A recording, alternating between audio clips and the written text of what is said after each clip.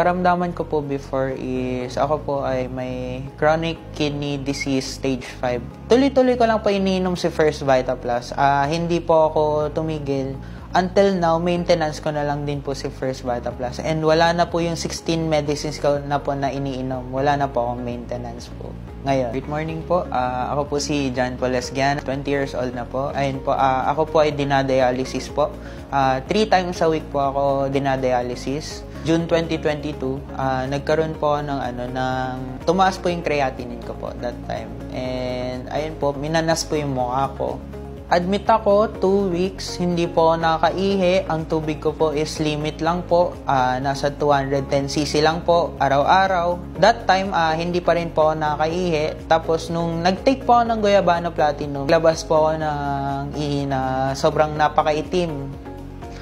Intake po ako ng First Vita Plus, tuloy-tuloy, and around September po, doon na po ako nag-stop ng dialysis. And ayun nga po, nung binayapsi na po ako, ang nakita po sa kidney ko is out of 80 na ugat, 4 na ugat na lang daw po yung na-damage. So, hindi po totally namatay po yung kidney ko.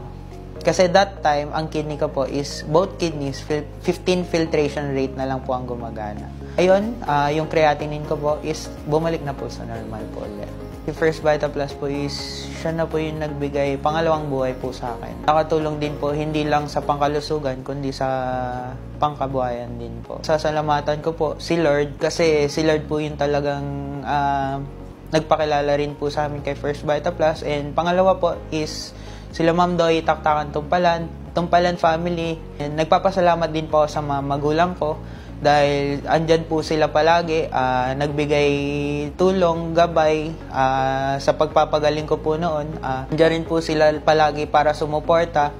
And ang mapapayo ko po sa mga gustong sumubok ng First Vita Plus is wag na po silang mag-alinlangan pa dahil yung produkto po is talagang subok na.